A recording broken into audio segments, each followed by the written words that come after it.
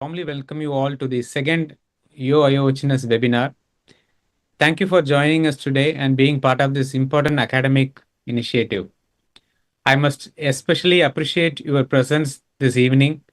Despite it being a Sunday and with the World Cup final happening at the same time, your participation truly reflects the enthusiasm and the commitment of the ENT community towards academic learning. EAOHNS has been envisioned as a platform that brings together young ENT surgeons under the IAOHNS umbrella, encouraging academic discussions, exchange of ideas, and collaborative learning. This monthly webinar series reflects the energy, curiosity, and the academic commitment of the younger generation within our association. And we hope it will continue to grow as a vibrant forum for learning and mentorship. With that, it gives me great pleasure to invite Dr. Srinivas Kamath, President of EAOHNS, to deliver the welcome note. Dr. Kamath, over to you.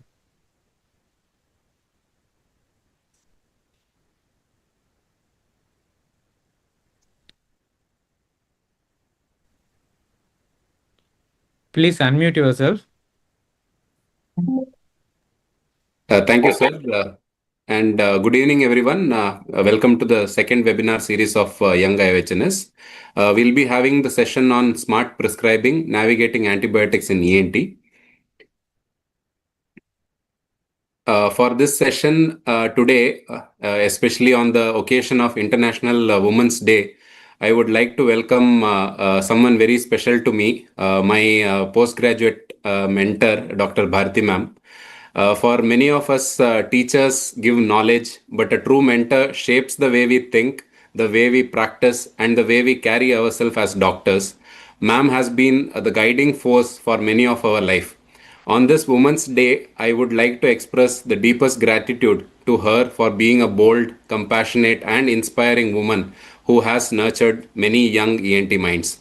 For those who are new to Bharati ma'am, she is the senior professor and ex-HOD of Department of ENT in JSS Mysore, and she heads the head and neck department and the cochlear implant program.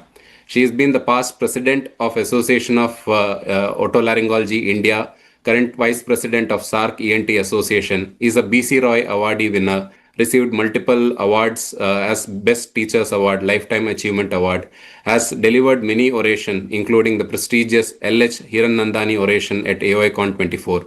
She's played an instrumental role in developing JSS Shravana app, which is a mobile app to diagnose the hearing losses. And she has multiple publications in national as well as international journal. Ma'am, it's truly a privilege and honor to welcome you on the behalf of Young IAOHNS program, and your presence means a lot to us. Thank you for being the mentor who continues to guide us even after our classrooms in PG. Ma'am, welcome, ma'am. Thank you, Srinivas.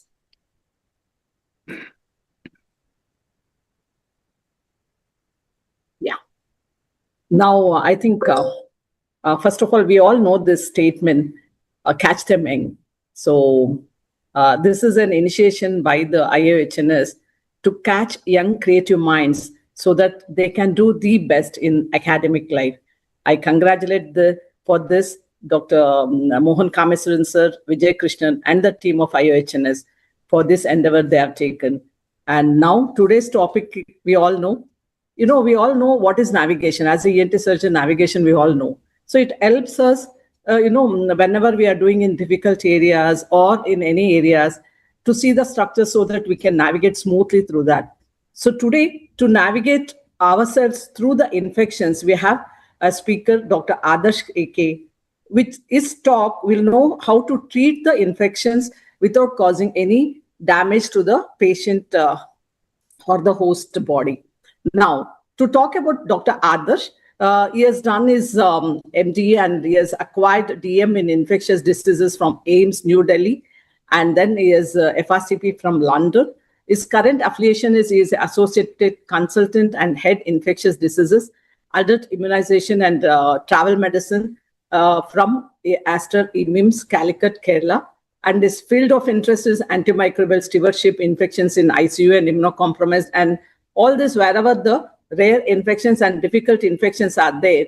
So we have to take their advice. So that is the field where Dr. Adarsh is looking, is into it. Publications, he has got 18 publications in national and international journals. And I invite him to talk on smart prescribing, navigating antibiotics in ENT care. Over to you. Thank you, ma'am, for that kind introduction. And first of all, I would like to thank the organizers of Indian Association of Otorhinolaryngologists and Head and Neck Surgeons for inviting me for this talk.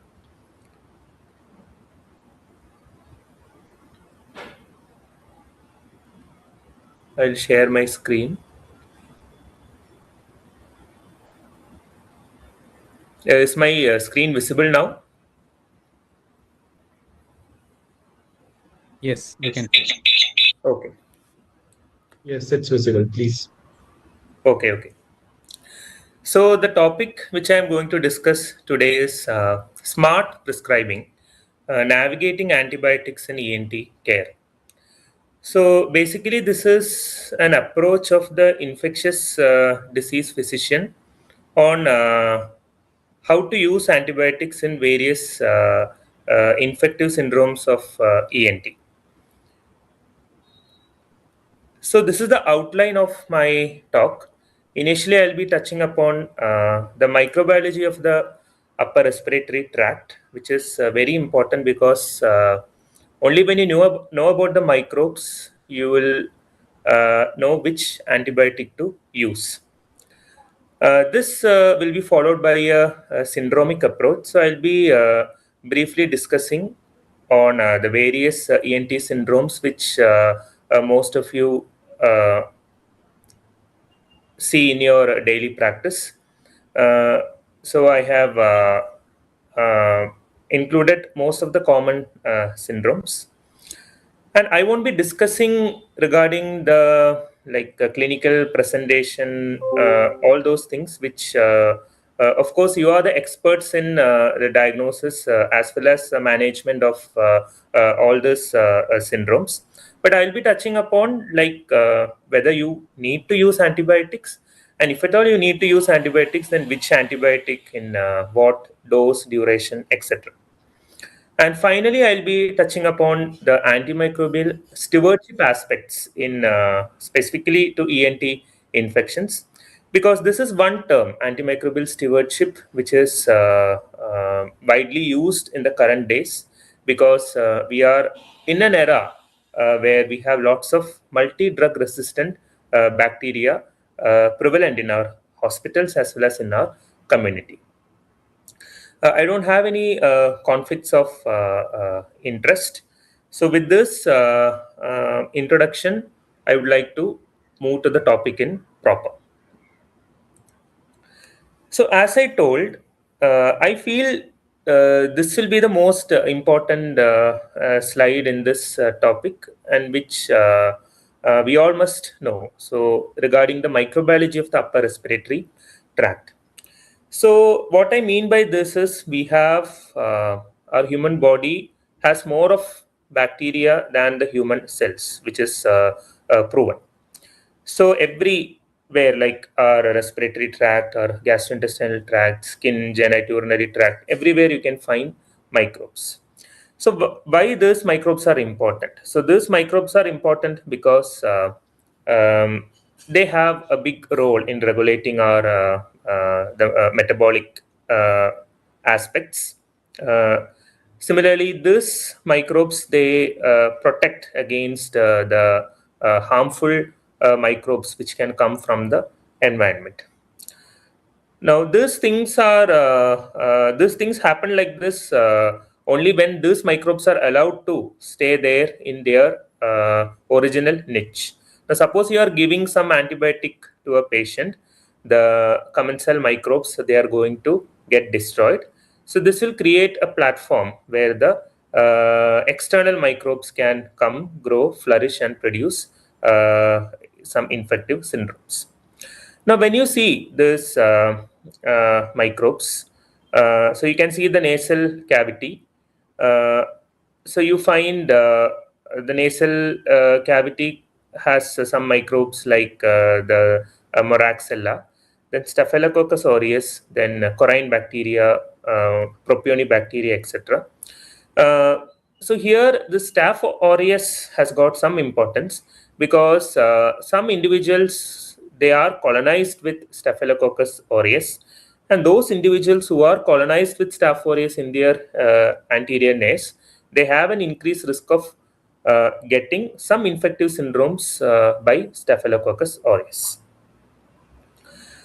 Now, when you come to the like the pharynx or the rhino pharynx, you find some other microbes like Haemophilus influenza, Streptococcus pneumonia, Neisseria, etc., along with the other microbes like Moraxella and Corine bacterium. So here, the Streptococcus pneumonia, Haemophilus influenza, the Moraxella catarrhalis, this can be colonizers, but at the same time, this can produce infective syndrome in some individuals. Now, when you come to the oropharynx, there the most common bacteria, they belong to the Streptococcus genus. Different types of Streptococcus like Streptococcus salivarius, Pyogenes, Agalactiae, etc. Along with that, Streptococcus pneumonia, Moraxella catarrhalis. And also you have some anaerobic bacteria like Fusobacterium, Bacteroidetes, Veillonella, etc. Now, here Streptococcus pyogenes has got its own importance because it is one of the most common cause of bacterial pharyngitis and bacterial tonsillitis. Now, why anaerobes are important here? So, when it comes to abscesses involving the head and neck, you find a predominance of anaerobes also. So, that is why this anaerobic bacteria which reside in this oropharynx, they are more implicated in bacterial head and neck abscesses. So this is a brief overview of various microbes. So one point which I want to note here is that majority of our the bacteria in our upper respiratory tract are actually gram-positive bacteria, and then you have a predominance of anaerobes. Gram-negative bacteria are extremely rare, and if at all you have some gram-negative bacteria, that will be the Neisseria, but that is extremely rare. And gram-negative bacilli, that is gram-negative rods, they are extremely rare in a usual upper respiratory tract. But when you have a hospitalized patient, a patient who is hospitalized for some other reason, or who has received some antibiotics for some other reason in the past like 2 or 3 months, there is a chance that the upper respiratory tract can be colonized by some gram-negative bacteria. So that happens because of the selection pressure by the antibiotics. So the drug-resistant gram-negative bacteria, gram-negative bacilli, can colonize in such scenarios. So this point is important because we may occasionally come across infective syndromes, even in ENT, which can be caused by gram-negative bacteria. So with this, we'll move on to the syndromic approach. So I'm beginning with the most common ENT syndrome, which will be a rhinitis or a common cold or coryza. Some of you may be thinking why I'm discussing on this because this majority of these cases may be treated by the general physician and only occasionally may come to an ENT doctor. But why I'm focusing on this is that almost all cases of rhinitis, that is common cold or coryza, are caused by respiratory viruses. So which are those respiratory viruses? The common ones include the rhinovirus, the coronavirus, then influenza, parainfluenza virus, RSV, that is respiratory syncytial virus, and human metapneumovirus. So these viruses, they circulate in our environment in various seasons, and that is why this rhinitis or common cold, you find it very common. In every season you find cases, but depending on the season, the type of the virus which produce rhinitis, it can vary. One common practice which is seen in the community, in the general, among the general practitioners and even ENT doctors, is that there are many cases of rhinitis which are prescribed antibiotics. So I want to focus that there is no role for antibiotics in common cold. Common cold always require a symptomatic treatment only.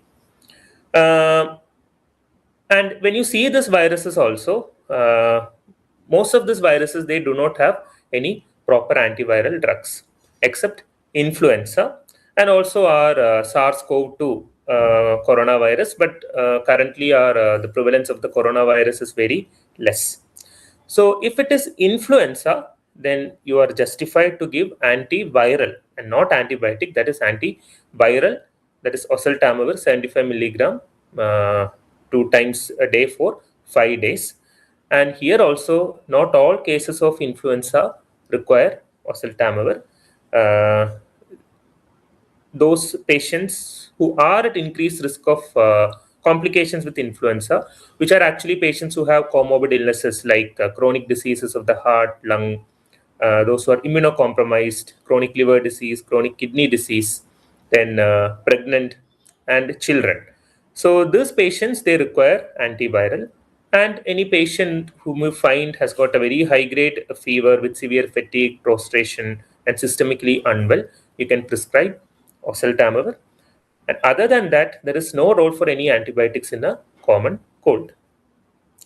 Now, one question which may arise in this scenario: how can you differentiate whether this is a common cold or whether this is a flu caused by influenza virus?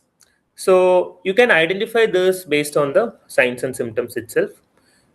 So common cold, you find a gradual onset of symptom. Fever is very rare. If at all, it will be a low-grade fever. Patient can have mild aches. Chills are uncommon, and some fatigue, weakness can be there. Sneezing is a common symptom in common cold. Patient very less likely to have cough, chest discomfort, but predominant sore throat, stuffy nose, etc., and sometimes headache.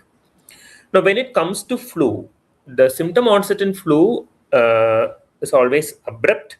Fever is common. You can have high-grade fevers with severe aches, prostration, sometimes chills also, severe fatigue, weakness, and it can progress to chest discomfort and cough when it involves the lower respiratory tract. And patient can have severe headache and sore throat and stuffy nose also. So differentiation between cold and flu clinically is based on the clinical symptoms and signs. And of course, you can use the rapid antigen tests for influenza or the PCR, RT-PCR test for influenza if it is available. But otherwise, based on the clinical scenario, you can make a diagnosis. So this is a flu, and you can consider antiviral if it is needed. So that was regarding rhinitis. So next, we'll discuss on pharyngitis and laryngitis. Again, majority of the cases of pharyngitis and laryngitis are by respiratory viruses, and the respiratory viruses are the ones which we have already discussed in our rhinitis.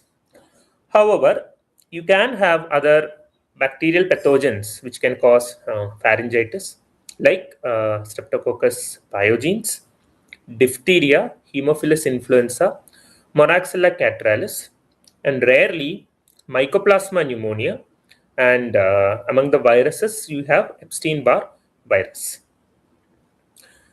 So, majority of the cases are by viruses. So, most of the pharyngitis, laryngitis need only symptomatic treatment, and there is no role for antibiotics in majority of the cases. But you know that some of the cases are caused by Streptococcus pyogenes, diphtheria, etc., where antibiotics are warranted. And even in H. influenza or Mycoplasma, they warrant antibiotics.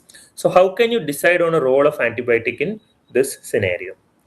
So suppose a patient who has been treated symptomatically, there is persistence and non-improvement of symptoms, or if the patient who didn't have fever is developing a new onset fever, headache, which indicates that this infection is spreading, this infection is making a local spread. So that is a scenario where you prescribe antibiotic. Now, for diagnosing streptococcal pharyngitis or pharyngotonsillitis, of course, it is follicular tonsillitis rarely it can produce a membranous tonsillitis also. Now, there is a clinical criteria known as the modified center criteria, which can be used to decide whether this is a streptococcal pharyngitis or not. So this includes age, then presence or absence of fever, tonsillar exudate, then absence or presence of cough, presence of lymphadenopathy. Each has got its own scoring. You will calculate the total score, and a score of 0 or 1 means it is a low risk, it is a low probability of streptococcal tonsillitis, and here it doesn't warrant any antibiotic therapy. Now, a score of 2 indicates a moderate risk. So, some guidelines tell that in such a scenario, you do a throat swab for a rapid streptococcal testing. But of course, this test is not widely available. And in this scenario, this warrants antibiotic. And high risk is 3 to 4. So, that is a high probability of streptococcal pharyngotonsillitis. You may do a rapid antigen test or a throat culture, but you can start antibiotic if this center score is 3 to 4. Now, other scenarios where other pharyngitis where antibiotic is warranted is which is caused by diphtheria or mycoplasma, but these are currently rare. And mycoplasma URTI mostly settle on its own, even with symptomatic treatment. Very rarely it progresses to a lower respiratory tract infection. So, what is the antibiotic of choice for a streptococcal pharyngitis or tonsillitis? So, Streptococcus pyogenes, these are uniformly sensitive to or susceptible to our amoxicillin, penicillin group amoxicillin. So, here amoxicillin will be enough. But just see to the dose. So we find in majority of the scenario in adult patients, you have a tendency of giving amoxicillin 625 milligram BD or TDS. So understand that for streptococcal pharyngotonsillitis, you need a high dose of amoxicillin, which is actually 1 gram TDS for an adult patient. Or you can also use amoxicillin clavulanate. So what is this amoxicillin clavulanate? Clavulanate is a beta-lactamase inhibitor. So you are adding this beta-lactamase inhibitor to amoxicillin to target some bacteria which can produce beta-lactamase enzyme. So this can happen in bacteria like H. influenza or Moraxella catarrhalis, which can sometimes produce beta-lactamase. In such a scenario, the plain amoxicillin will be ineffective. So that is why we suggest giving amoxicillin clavulanate. And here also, like amoxicillin, so previously I told about amoxicillin, the usual 500 mg BD TDS is not enough. You should give 1 gram TDS. For amoxicillin clavulanate, similarly, the 625 BD TDS is not enough. You have to give a higher dose, which is actually 1 gram BD, or that is 875 amoxicillin with 125 clavulanate given BD. And what is the total duration of antibiotic for the streptococcal pharyngotonsillitis? You should treat for 10 days. So because the streptococci, it is very difficult to eradicate from the upper respiratory tract. So that is why you are treating for 10 days. And suppose your throat swab culture is growing other organism like H. influenza or Moraxella catarrhalis, you can give a treatment duration of around 5 to 7 days. Treating streptococcal pharyngotonsillitis has got one more significance, that is to prevent the immunological complications related to streptococcal pharyngotonsillitis. Of course, this is more described in children, which include acute rheumatic fever, then acute glomerulonephritis. So if you early identify a streptococcal tonsillitis and clear the bacteria, the chance of immunological complications are less. Now, I would like to show you one scenario. This is a 17-year-old boy with fever, sore throat, and cervical lymphadenopathy. He is completely immunized up to age. So this is the throat examination. So here you can see grayish-white membrane on both the tonsils. His routine blood investigations are shown below. total count is high, 14,000, with neutrophil 60%, lymphocyte 36%. CRP is elevated. His LFT showed an increase in transaminases. The doctor has started him on amoxiclav. But the problem is his fever is not settling with amoxiclav. He's continuing to have this symptom. The membrane is persisting. And so that is why I got an infectious disease consultation for this patient. So here the point of discussion is the membrane. So when you find a membrane over the tonsil, your first thing which comes to your mind will be diphtheria. Of course, you consider diphtheria in this patient, but however, this patient was completely immunized up to age. He has received his tetanus diphtheria vaccine, like he has received more than 3 doses in the past. So this is very unlikely this patient is likely to have diphtheria. And of course, it should have had a partial response to amoxiclav. The other possibility, of course, Streptococcus tonsillitis can also produce membrane, but it should have responded to our amoxiclav. And other diagnoses include infectious mononucleosis, which is caused by Epstein-Barr virus, then candidiasis. But candida, of course, it happens in some immunocompromised individual, diabetic individual, and a rare entity is a pharyngeal manifestation of a hematological malignancy like acute leukemia. So here the point is, you can see the total count, it is high, but in a bacterial infection you will find the neutrophilic count to be like around 80%, 90%, which is not evident here. This is a normal neutrophil percentage, and you have a predominant lymphocyte also in this count. And see that there is an elevation of SGOT PT. So usually bacterial infections are less likely to produce elevation of liver enzymes. It is a viral infection which is producing an elevation of liver enzymes. So here a peripheral smear was sent, and that is showing this finding. So these are actually reactive lymphocytes or atypical lymphocytes which can happen in pharyngitis due to Epstein-Barr virus or cytomegalovirus or even toxoplasma, which is a less likely cause of pharyngitis. So here a throat swab culture was sent, and also a diagnostic test for Epstein-Barr virus, that is IgM Epstein-Barr virus viral capsid antigen was also sent, and this IgM EBV VCA has turned out to be positive, and the throat swab culture has grown only some normal commensal flora. So this was a case of infectious mononucleosis. So this diagnosis could have been made initially itself when that membrane was found and when the routine investigations were reviewed. A peripheral smear would have given the diagnosis, and antibiotic could have been avoided. And another problem in prescribing antibiotic in IMN is that patient can develop immunological reaction against the antibiotic, which can produce a skin rash, and which is very commonly described with Epstein-Barr virus.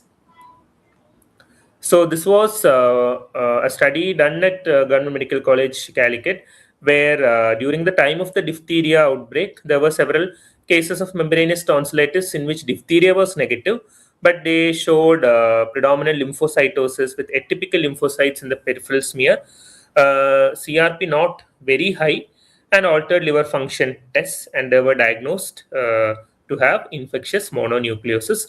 Some of these patients received and even antitoxin also, but which could have been avoided when it had been diagnosed initially itself. So what is the role of a microbiological investigation in pharyngitis? So not all cases of pharyngitis require microbiological investigation. In a general practice scenario, you can use the center criteria to consider a streptococcal pharyngitis.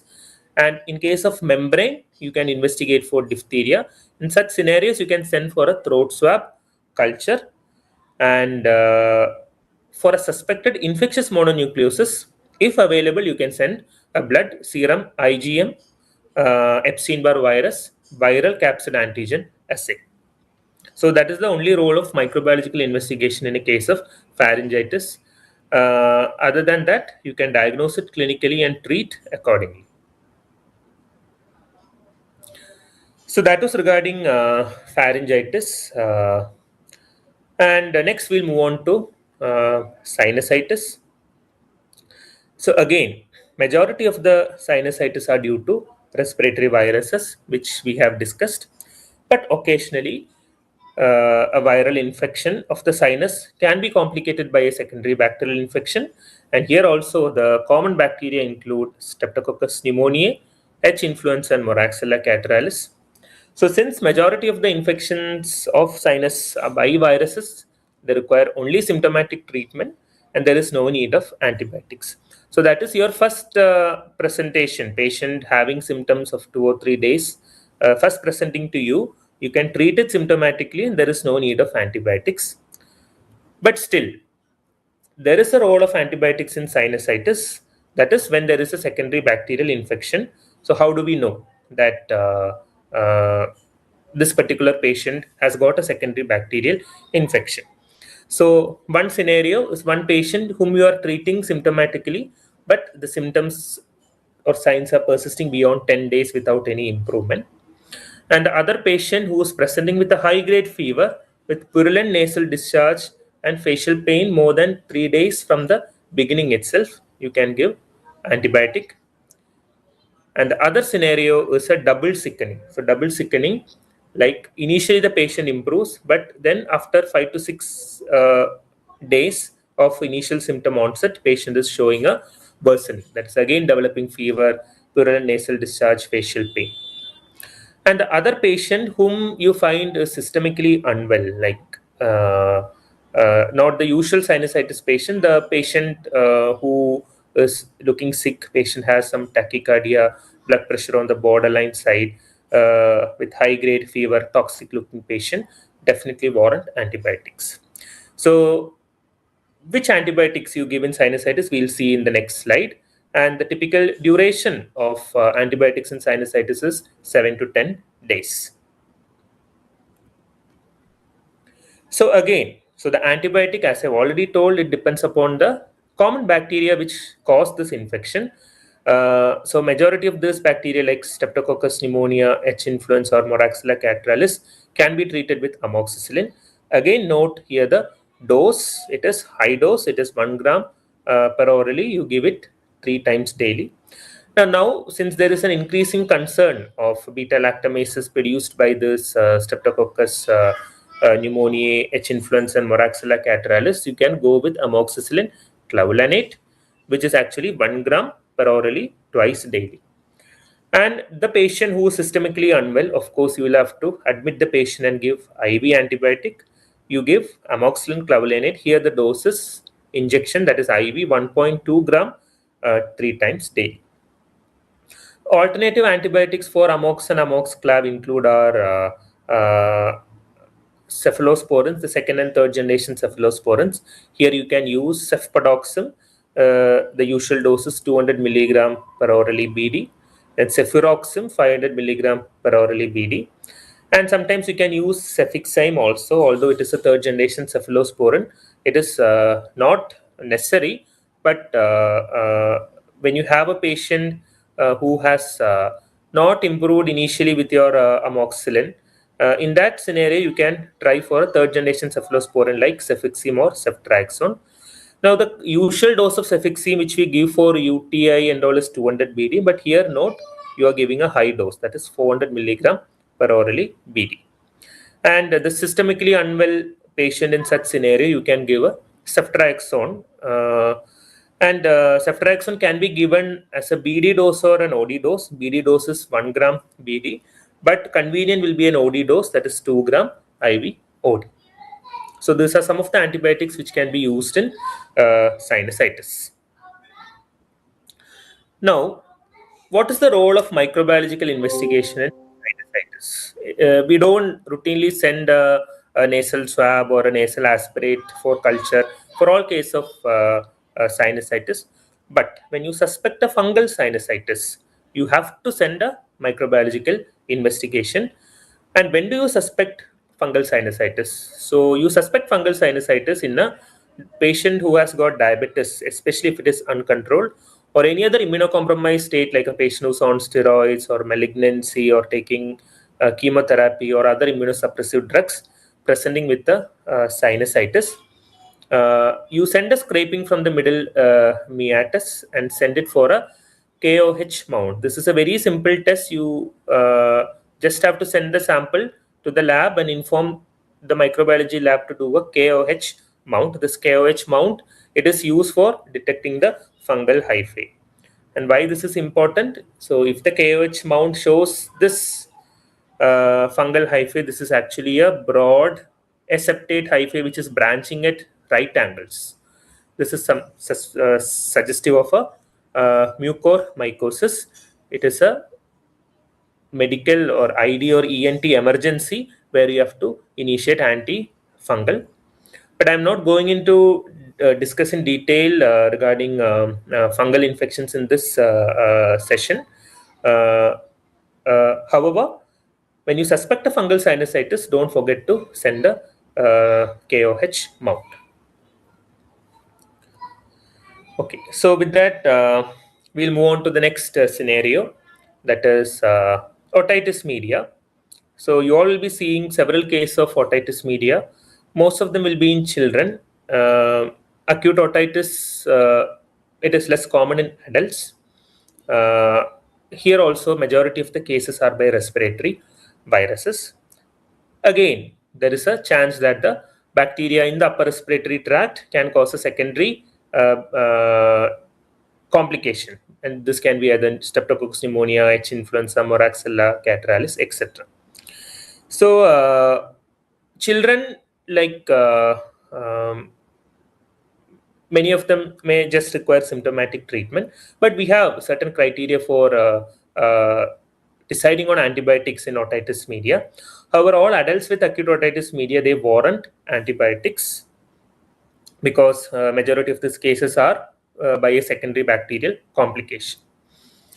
Now, if you find a patient with a high-grade fever, severe otalgia or otalgia is persisting more than 48 hours of your symptomatic treatment, a bulging tympanic membrane, or one who has developed complications like mastoiditis or abscesses, and children who are less than 2 years old who are unable to mount an immune response, and adults. So this scenario, you give antibiotics.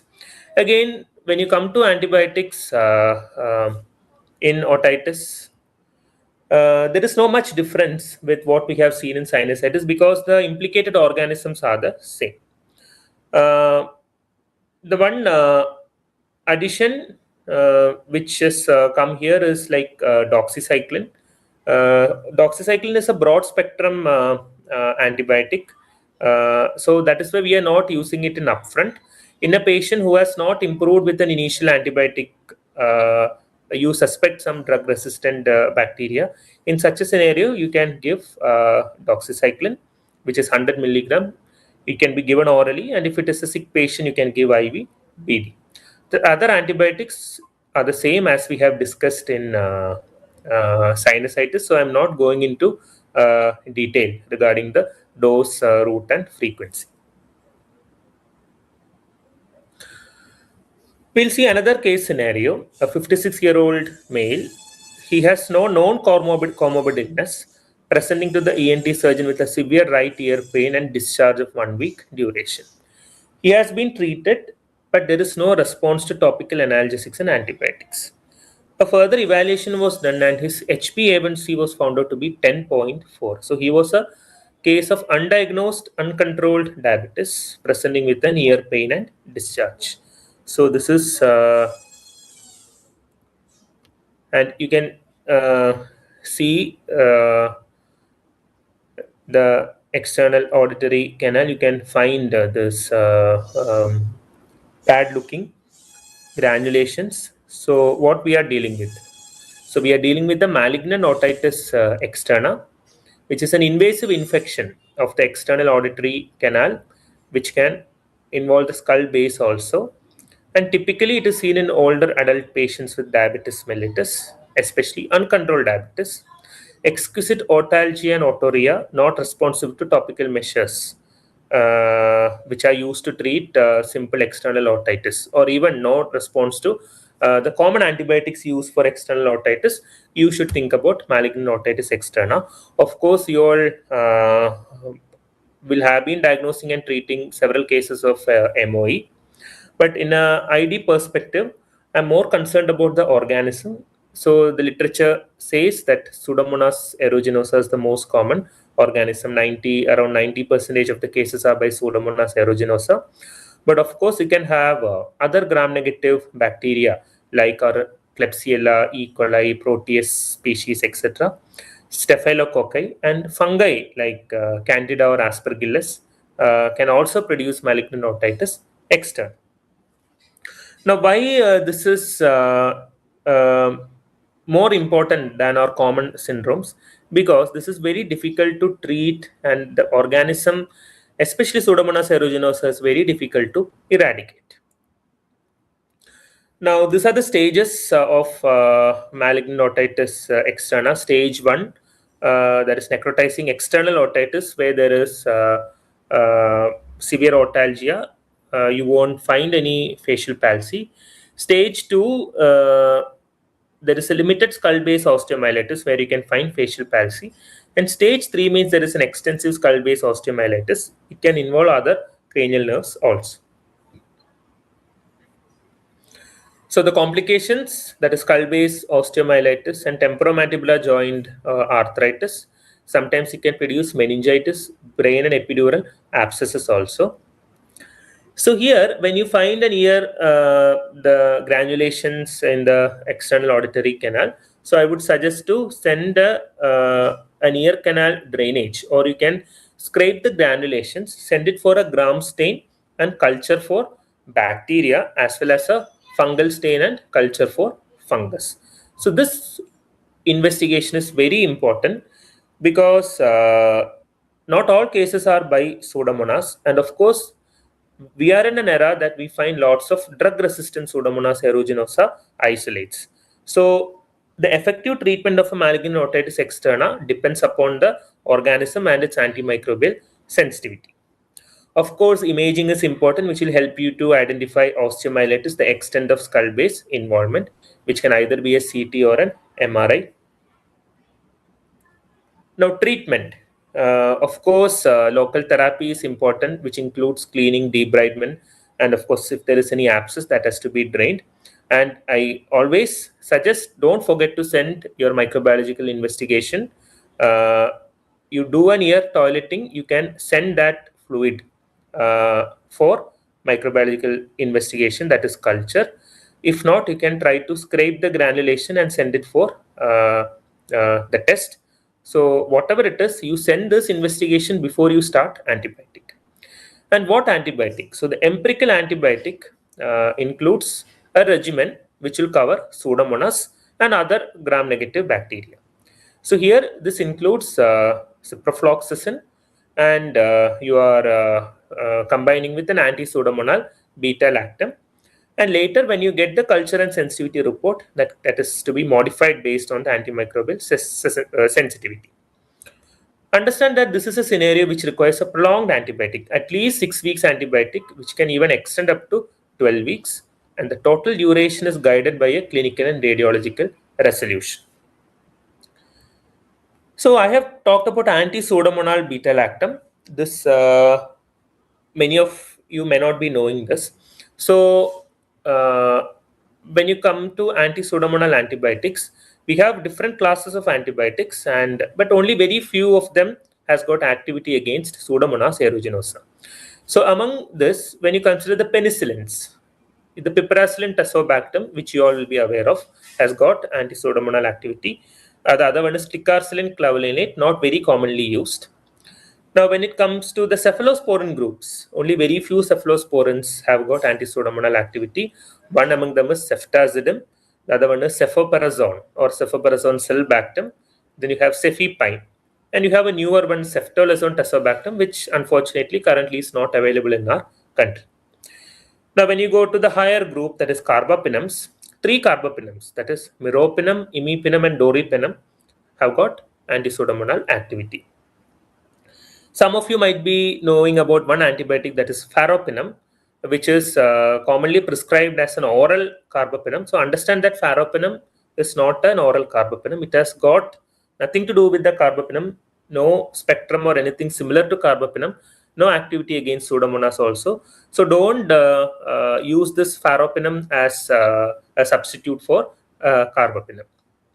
Then among the monobactams, you have Aztreonam, which has got activity against Pseudomonas. Among the other antibiotics, now we have seen beta-lactam antibiotics. Among the other antibiotics, fluoroquinolones, you have ciprofloxacin and levofloxacin has got anti-pseudomonal activity.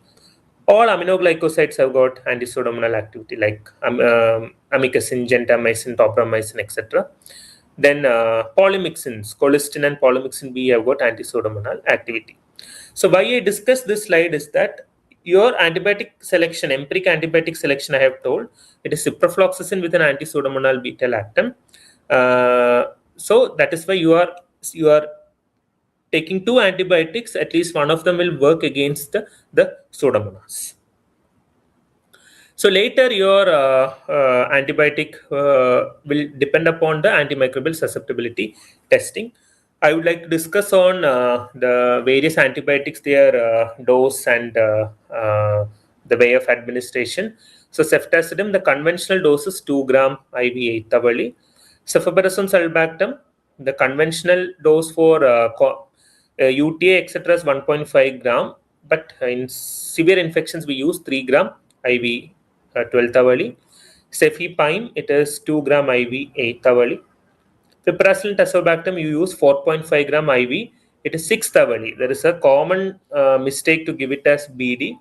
TID is fine, but the most effective dose will be 6th hourly. So you can give either 6th hourly or 8th hourly. Don't give piperacillin tazobactam as BD. Meropenem, it is 1 gram IV 8th hourly.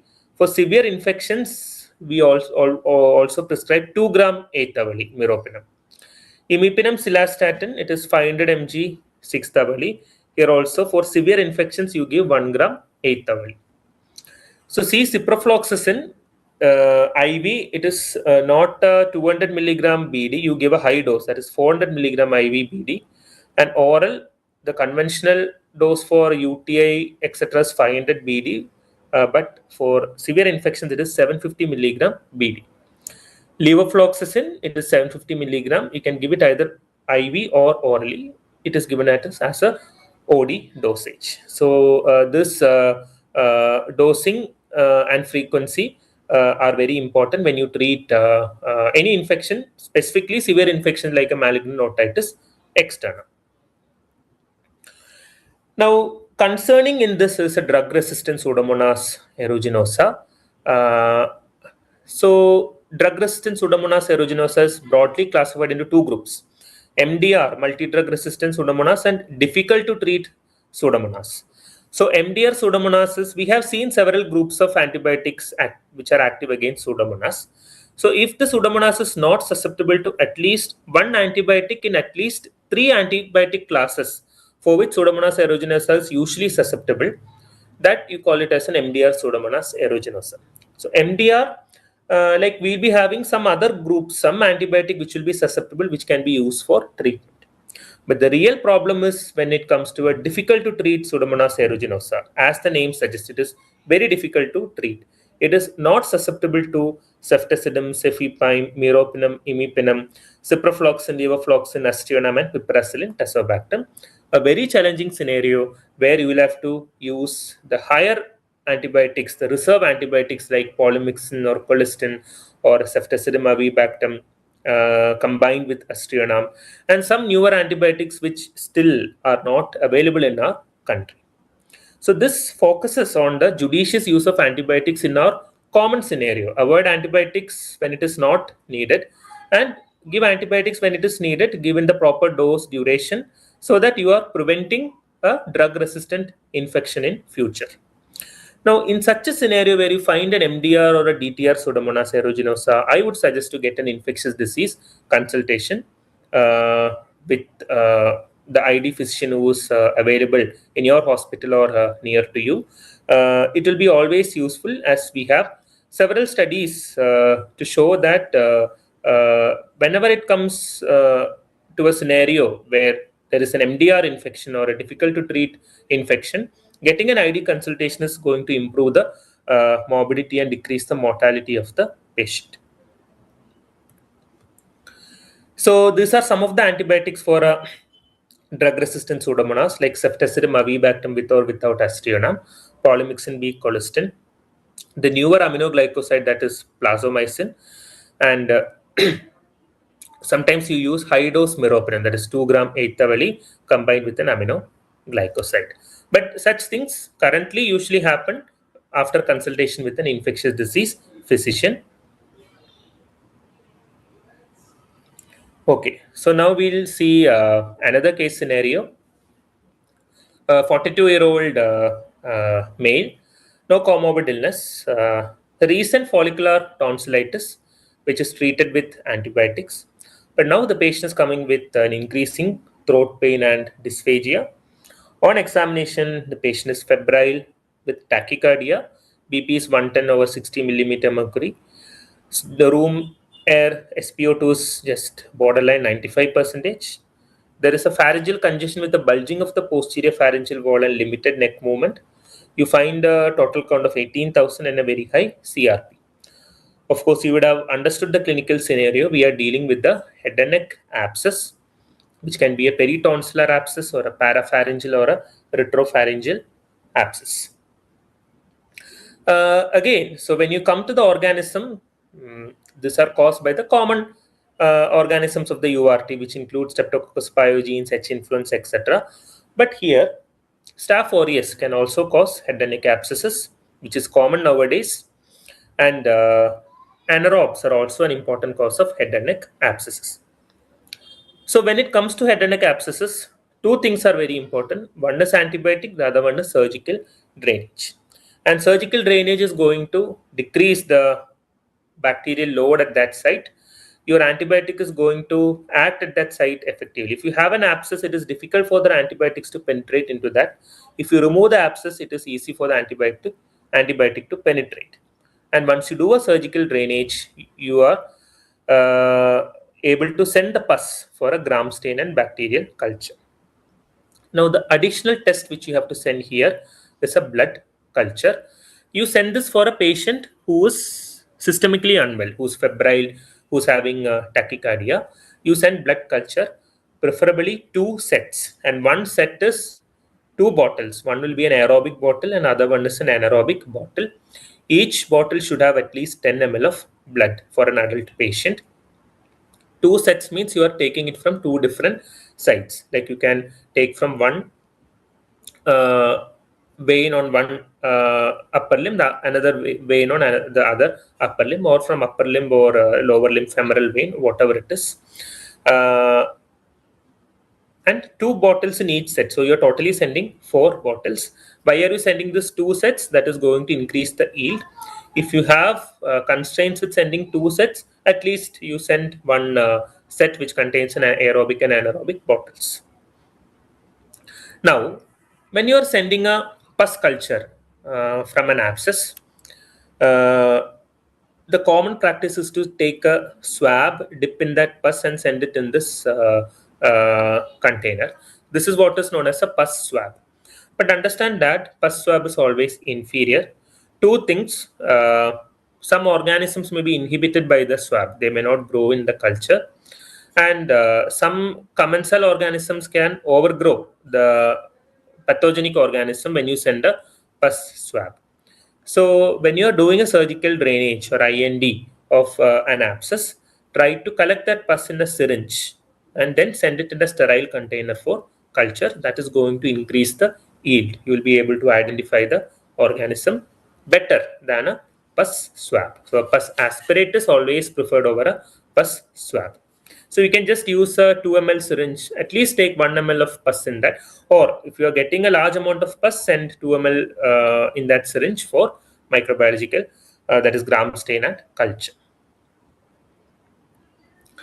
So, of course, you'll have to begin an empiric therapy for head and neck abscesses.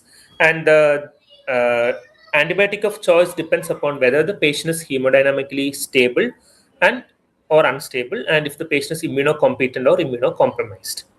A hemodynamically stable who's immunocompetent. If these two are satisfied, you can treat with amoxicillin clavulanate, IV amoxicillin clavulanate, or you give ceftriaxone with metronidazole. So why these two antibiotics? So I have already told head and neck abscesses, it is caused by a combination of gram-positive organism and anaerobes. So your regimen should contain an antibiotic which will cover the anaerobes also. The amoxicillin, ceftriaxone, etc. definitely will cover the gram-positive organism. If your plain amoxicillin won't cover anaerobes, but amoxicillin clavulanate is going to cover the common anaerobes. Ceftriaxone is not going to cover anaerobes, but if you add metronidazole, you are going to cover anaerobes. There is no need to add metronidazole to amoxicillin clavulanate. Similarly, there is no need to add clindamycin to amoxicillin clavulanate because amoxiclav will cover all the anaerobes. So if you are giving ceftriaxone, you can combine with metronidazole or you can combine with clindamycin to cover the anaerobes also. Suppose the patient is hemodynamically unstable or the patient is having an immunocompromising condition, which can be an uncontrolled diabetes or a cancer chemotherapy or malignancy as such, steroids, etc. Here you will have to give a broad spectrum antibiotic and you will have to cover the gram positive anaerobes as well as the gram negative also.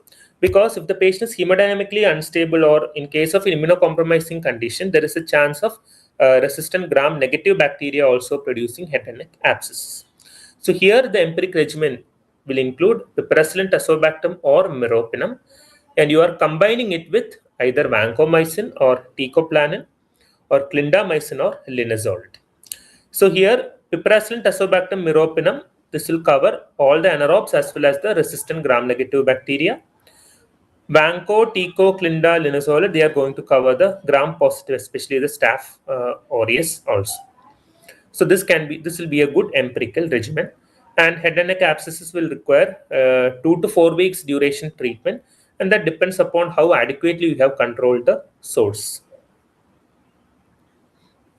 So here we'll discuss regarding the dose and the frequency. So piperacillin, tazobactam we have already discussed. You give it as 4.5 gram IV 6th hourly. Meropenem you give either 1 gram or sometimes in a sick patient who's in shock you give 2 gram 8th hourly. Imipenem cilastatin 500 6th hourly or you give 1 gram 8th hourly. Vancomycin, it is not a single dose, it is a weight-based dose, 15 milligram per kilogram IV. You can give it as 12th hourly or 8th hourly. Teicoplanin, it is 6 milligram per kilogram IV. You give initial 3 loading doses, 12th hourly, followed by an OD dose. Clindamycin IV, you give 600 to 900 milligram 8th hourly. And later, if you want to do an oral switch, you can switch to 300 to 450 milligram 8th hourly. Linezolid, it is 600 milligram IV or oral, you give it as 12th hourly. So these are some of the common antibiotics for a patient with head and neck abscess who is unstable, who is in sepsis, septic shock, or who is immunocompromised. This is the same scenario. The pus culture is showing this bacteria.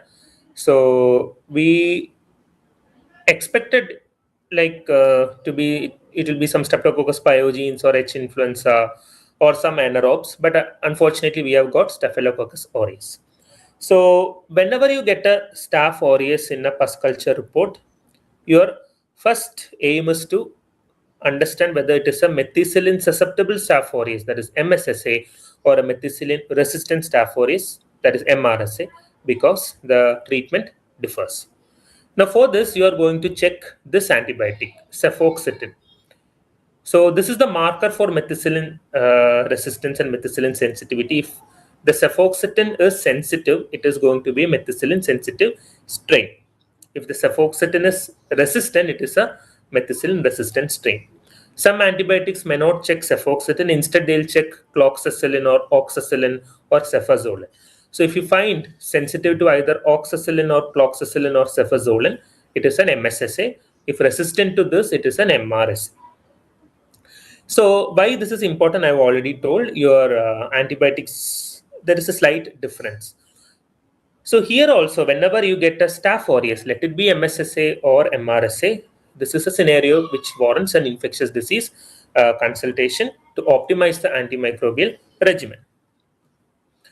So let us see some of the anti-MSSA antibiotics. So if it is an MSSA, some of the beta-lactams are going to work, either cefazolin or the silins, that is nafcillin, oxacillin, cloxacillin, flucloxacillin, etc., or dicloxacillin. What we have in our market, they are either cloxacillin or flucloxacillin and cefazolin. Other antibiotics include the cephalosporins, the first, second generation cephalosporins like cefalexin, cefpodoxim, cefuroxim.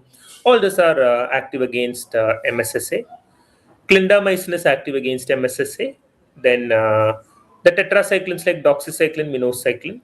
Then trimethoprim sulfamethoxazole or the cotrimoxazole. These are some of the other antibiotics which has got activity against MSSA. The anti-MRSA antibiotics. So some of the anti-MSSA antibiotics have got activity against MRSA also, like clindamycin, doxycycline, minocycline, and cotrimoxazole. But for MRSA, the preferential antibiotics include vancomycin or teicoplanin, linezolid, then clindamycin, and some of the higher antibiotics like ceftaroline, daptomycin, etc. So why these antibiotics are not recommended for anti-MSSA, like vancomycin, linezolid, teicoplanin. So if you have started your patient on vancomycin or linezolid or teicoplanin, and if the culture comes as MSSA, it is always suggested to switch to an anti-MSSA antibiotic which has been listed in this. That is preferentially cefazolin or cloxacillin or flucloxacillin, because studies have shown that these are better antibiotics against MSSA than vancomycin, teicoplanin, or linezolid. So I am not going into detailed discussion regarding the dose of other antibiotics. So whenever you get a staph aureus isolate, I would suggest to get an infectious disease consultation. So now, till now, we have discussed the common syndromes, whether to give antibiotics or not, and what antibiotic in what duration. And whatever we have discussed till now is what is known as antimicrobial stewardship or rational antibiotic use, that is diagnosing whether this is an infection or not. If at all it is an infection, whether it is a bacterial infection or a viral infection, and whether antibiotics needed or not. If antibiotic is needed, then which antibiotic in what dose for what duration, and of course the daily review and de-escalation of antibiotics.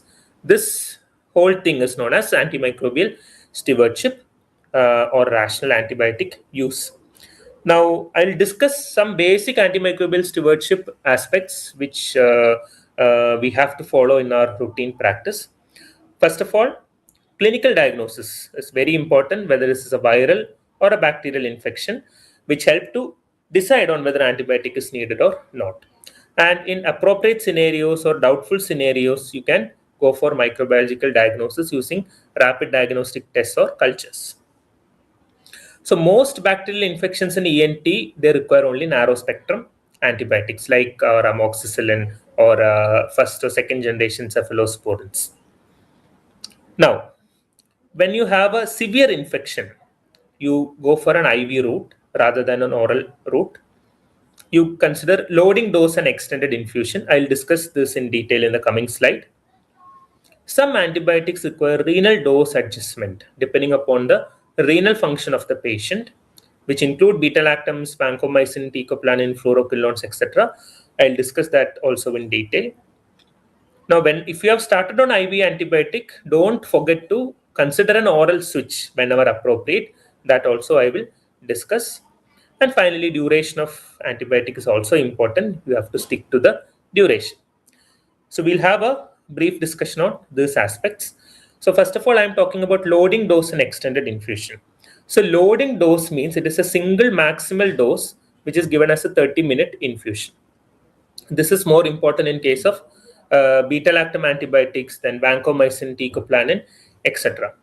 in severe infection. So when you are dealing with severe infection, unstable patient, patient in shock, or a immunocompromised patient where you are giving IV antibiotic, you consider for loading dose. Now the remaining dose, you call it as maintenance doses. So maintenance doses, it is always good if you give it as extended infusion. So there are two ways of giving infusion. The common way is like you give the maintenance dose also like a loading dose, a 30-minute infusion. But the better one will be is giving as an extended infusion. So what do you mean by extended infusion? It can be a prolonged infusion or a continuous infusion.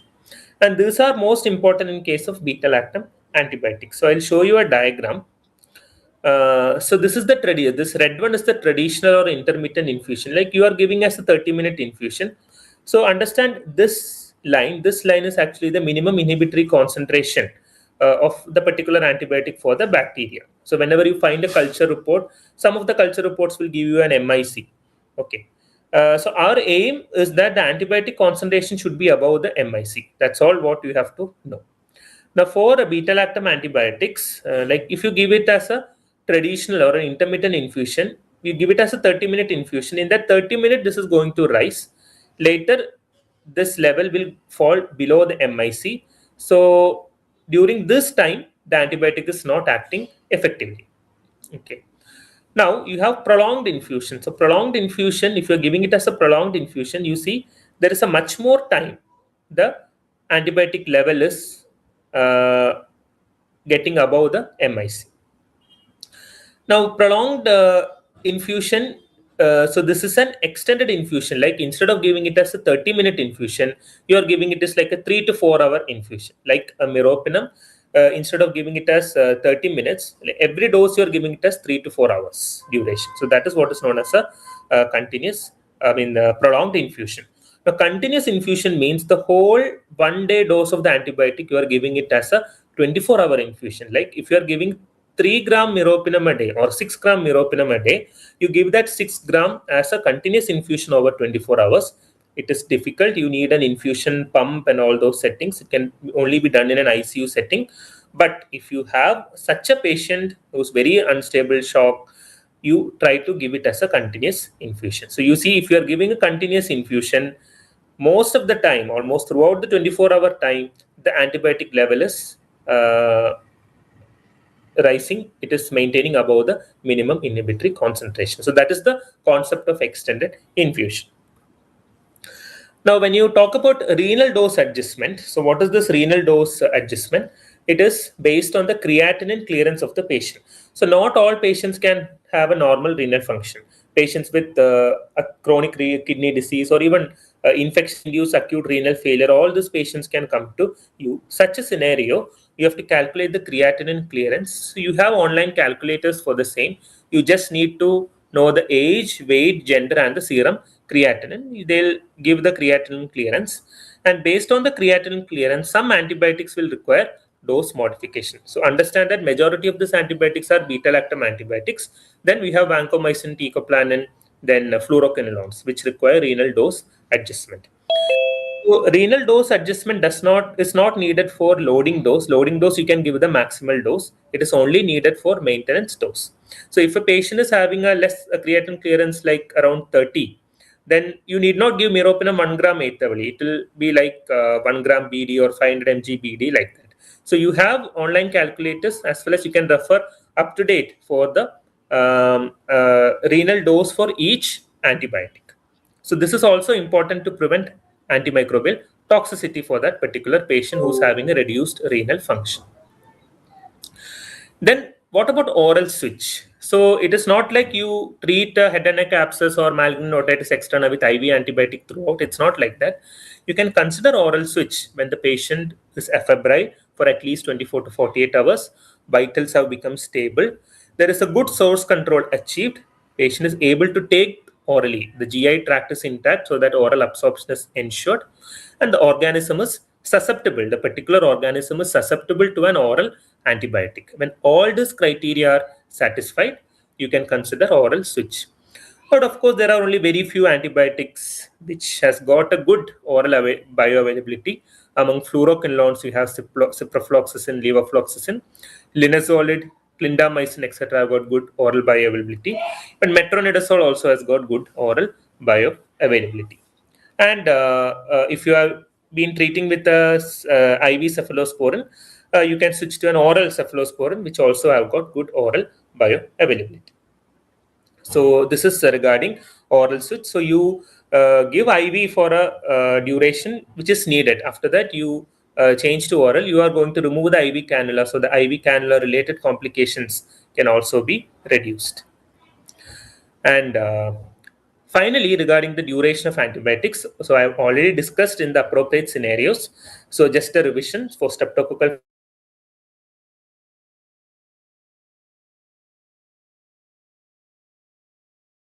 pharyngitis, tonsillitis, treat for immunity and clinical response. It can be 5 days, maximum up to 10 days. However, head and neck abscess require 2 to 4 weeks of treatment, and malignant otitis externa will require 6 to 12 weeks of antibiotics. So to conclude, majority of the common ENT infections, they have got a viral etiology. So scenario where you need not misuse antibiotic. But streptococcal pharyngotonsillitis, complicated otitis, sinusitis, MOE, skull-base osteomyelitis, head and neck abscess, they require antibiotics. Microbiological investigation, it is not feasible to send for all scenarios, but send it for appropriate scenarios like suspected fungal sinusitis, malignant otitis, and head and neck abscess. And the right antibiotic in the right dose, in the right route, in the right patient, for the right duration, and timely de-escalation and oral switch. It is the whole thing which is what is known as antibiotic stewardship. So follow stewardship principles in your daily practice. So with this, I am concluding this talk. I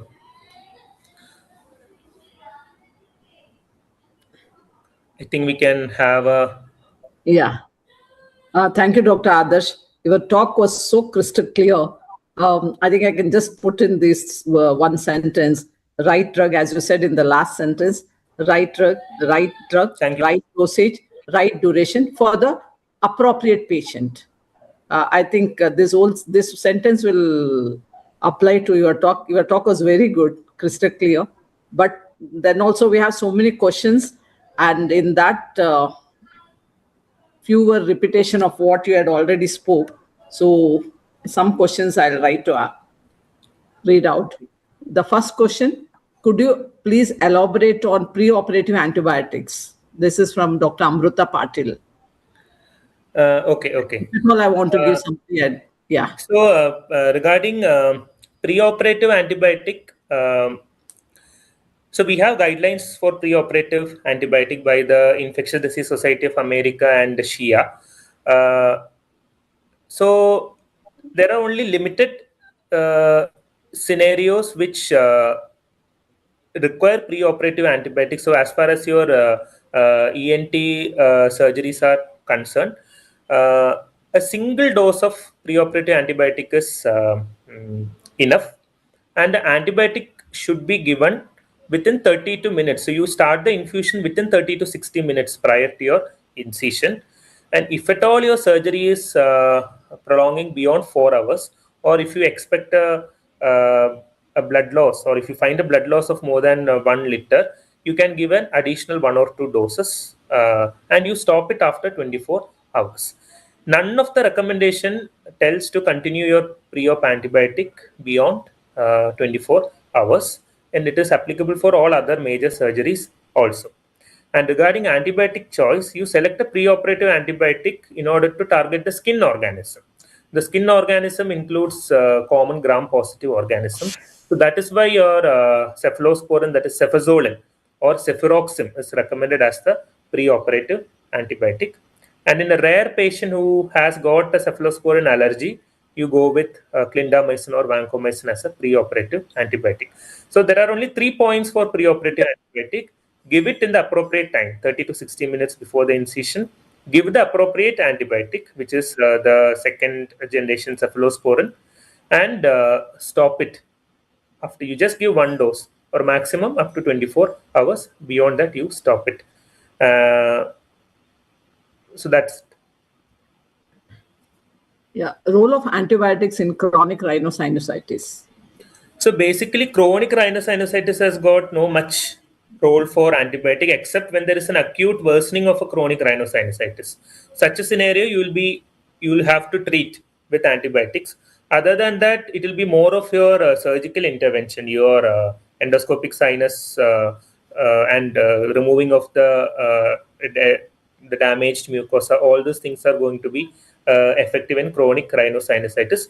If there is an acute worsening, you treat as for an acute sinusitis with the appropriate duration of antibiotic. Can you just talk about this anti-inflammatory action of these macrolides in the role in chronic rhinosinusitis?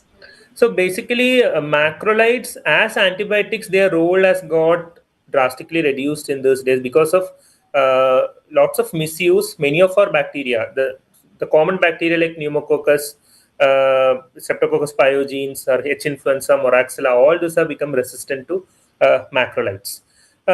Even the mycoplasma, we find several cases of mycoplasma which are resistant to macrolides.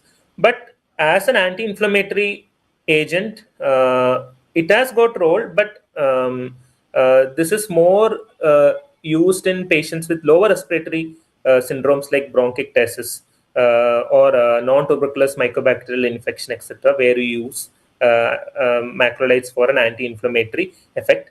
Other than that, for an acute sinusitis or a chronic rhinosinusitis, as of my knowledge, there is no strong evidence to suggest macrolides for an anti-inflammatory effect. But if you have an isolate which is susceptible to macrolide, definitely you can treat with macrolide. Either azithromycin is preferred over clarithromycin because of lesser gastrointestinal side effects, and clarithromycin can produce a QT prolongation in some individuals, which can produce cardiac arrhythmias also. So the preferred drug will be azithromycin.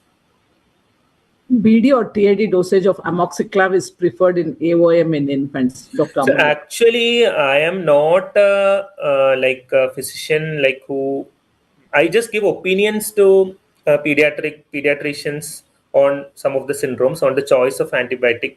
So that's why I'm not very thorough regarding antibiotic dosages in infants. Even I refer the up-to-date or such refer or Stanford for the dosages. So currently, I'm not in a situation to tell because each of these antibiotics has got its own pharmacokinetic, pharmacodynamic parameters which decide the dose, which varies for children and adults. So that has to be referred. Currently, I don't know to tell which is preferred. The next question is AVR antibiotics is when required, which is preferred for empirical treatment? That's so heavier means I think she has thought about broad spectrum antibiotic. Okay. So broad spectrum antibiotic, I've already told in whatever discussion I have made, only two scenarios were coming. One is a malignant otitis externa, other one is a head and neck abscess.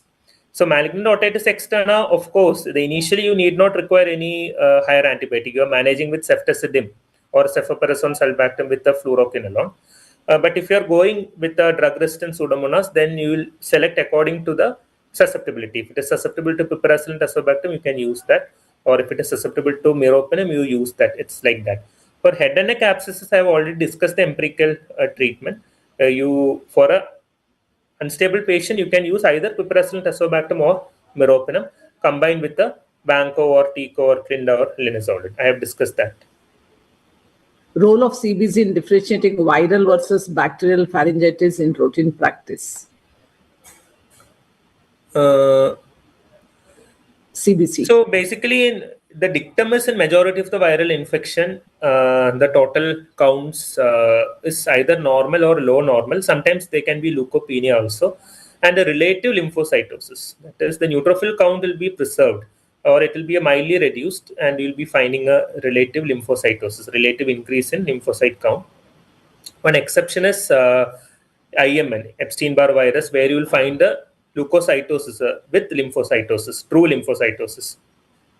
But this is not always possible. For bacteria, you will find a neutrophilic leukocytosis. Majority of the cases, it will follow like that. But it's not always true. In an immunocompromised patient, they won't mount a neutrophilic response also. So such patients, you even found a normal count or a low count. So that is not always useful. But in a general practice, your patient from community who's not immunocompromised, that is who's immunocompetent, you can use CBC in differentiating between viral and bacterial pharyngitis. Any real added advantage of clavulanic acid with the cefoperoxime or cefuroxime? No, actually, the WHO has given a list of antibiotics which are not recommended, inappropriate combination. So your cefoperoxime clavulanate, cefuroxime clavulanate, all those things come under that group. So these antibiotics are not recommended. There is no added advantage. These are not done in any studies also. We don't have any evidence to use this antibiotics. So clavulanate is combined with either amoxicillin or ticarcillin. These are the only two drugs to which clavulanate is combined. Similarly, your tazobactam is combined with piperacillin. Your sulbactam is combined with ampicillin or cefoperazone. So these are basically pharmacokinetic aspects. Only those which can be combined can be combined. The other combinations, they are not going to work. So don't think about this cefuroxime with clavulanate. Second scenario, if the patient has prescribed high antibiotic like linezolid or ferropenem for 3 to 5 days, patient not better or stopped halfway, how to approach? So this depends on the clinical scenario and what is the organism. So linezolid and ferropenem are very misused antibiotics. So many physicians, they have a feel that these are the topmost antibiotics. You give it, any infection is going to resolve. So ferropenem I have already discussed. Ferropenem is also a not recommended antibiotic as per the WHO. Don't have enough studies, and ferropenem in spectrum, it is just like our second generation cephalosporin. Other than that, it has got no advantage. So if a patient was on ferropenem, just ignore that patient hasn't received an appropriate antibiotic. And linezolid, if the patient has received linezolid and non-responding, understand that it is linezolid has got activity only against gram-positive bacteria, no activity against anaerobes, no activity against gram-negatives. So non-response to linezolid means the antibiotic given was wrong. The organism is something different. So such scenario, you will have to identify the clinical scenario, think about the common organism, or you think about an uncommon organism which has not responded to linezolid. You try for microbiological investigation further. In acute sinusitis, can macrolides like clarithromycin or roxithromycin can be used as first-line antibiotic? No, I don't suggest using macrolides as first-line antibiotic. I've already discussed the rates of beta-lactamase is very high in our bacterial isolates in sinusitis, so it is not recommended. In COM, role of antibiotic oral or give local ear drops alone? So basically, in my practice, I don't, very occasionally I get consultations from ENT on antibiotic management in COM. And the practices, most of them are treated with local antibiotics alone. In exceptional scenario, a COM not responding to local antibiotic, and you are getting a drug-resistant pathogen in your culture persistently, which can be an E. coli, Klebsiella, Proteus, Pseudomonas, etc. So that is one scenario where you will have to consider a appropriate long-term antibiotic. If allergic to amoxicillin, can cephalosporins be given? If not, which antibiotic should be prescribed in most ENT infections? By Dr. Srinivas. So basically, this antibiotic allergy itself is a topic of a long discussion. So majority of the allergies are against penicillin groups. All beta-lactams can produce allergy. Penicillin, cephalosporin, carbapenem, monobactam. But maximum it is for penicillins. And as you move on from penicillin to carbapenem, the frequency of allergy is going to decrease. But some penicillins, there is a cross allergy between many penicillins, cephalosporin, carbapenems, etc. So there is a chart which we refer for the cross allergy. And if a patient is allergic to amoxicillin, you will see the chart, you see against which cephalosporin the cross allergy is present. You avoid that cephalosporin.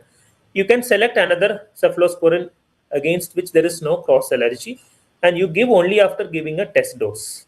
And if the test dose is accepted, you are proceeding with that particular cephalosporin. It has to be discussed in detail, but due to time constraints, I haven't discussed that in this session. What is the role of topical antibiotic therapy in ENT by Dr. Richard Davidson? So I think for topical antibiotic, you are the experts on that. I'm not the expert because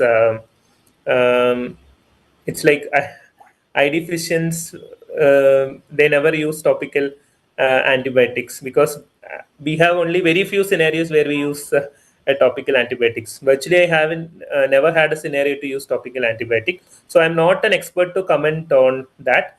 So this, I think you will be having your own guidelines for using topical antibiotics. Of course, you will have to follow that. I have, and also that is a scenario. Whatever comes to me are for higher antibiotics, IV antibiotics. Do we need to start antibiotics in mums by Dr. Gifty? No, there is no role for antibiotics in mumps. If you are diagnosed, the patient has mumps clinically, or even with a PCR or IgM test, there is no role for antibiotics, only symptomatic management. You can give NSAIDs for the pain relief. An occasional patient may develop orchitis. There also you manage with NSAIDs.